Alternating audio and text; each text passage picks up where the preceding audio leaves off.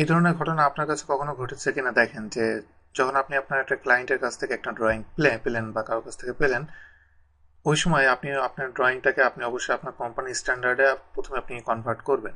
Convert করার পরে এমন যদি হয় যে এমন কোনো একটা লেয়ার এখানে শো করছে যেটা আপনি পার্চ করতে চাচ্ছেন বা আপনি এটা দেখতে চাচ্ছেন যে এই লেয়ারে কি আছে, সেটা আপনি করতে পারছেন না। সে লেয়ারটা হলো এখানে উপরে যে লেয়ারটা দেখতে পাচ্ছেন, এই লেয়ারটা আমি যখন দেখতে যাচ্ছি এই লেয়ারের ভিতরে কি ড্রয়িং করা আছে, অটোক্যাড আমাকে বলছে যে এটার ভিতরে অ্যাকচুয়ালি কোনো ড্রয়িং নাই।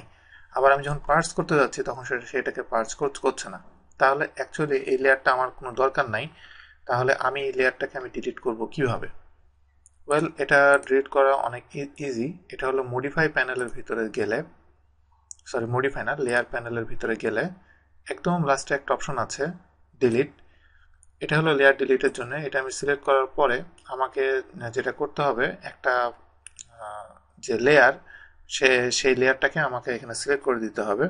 নিচে একটা অপশন দেখেন যে আমি যে কোনো একটা লেয়ার আমি এখান থেকে সিলেক্ট করব অথবা লেয়ারের নেম আমাকে সিলেক্ট করতে হবে। আমি লেয়ারের নেমের উপরে ক্লিক করলে এখানে আমাকে সে জিজ্ঞেস করছে যে আমি কোন লেয়ারটা আমি ডিলিট করতে চাই, যেটা অলরেডি সিলেক্টেড আর্ক লেয়ার। এটা আমি সিলেক্ট করার পর আমি যদি ওকে দিই, দেওয়ার পরে ইয়েস, দেওয়ার পরে আমি যদি লেয়ারের ভিতরে দেখি তাহলে লেয়ারটা ডিলিট হয়ে গেছে। তো যদি আপনার কোনো লেয়ার এমন হয় যে আপনি ম্যানুয়ালি ডিলিট করতে পারছেন না, আপনার জন্য অনেক ডিফিকাল্ট হয়ে যাচ্ছে, সেই ক্ষেত্রে আমি আপনাদেরকে বলবো যে লাস্ট অপশন যেটা, যে এই লেয়ার ডিলিট, এটার মাধ্যমে যদি আপনি ইউজ করেন যে কোনো লেয়ারই ডিলিট করা সম্ভব।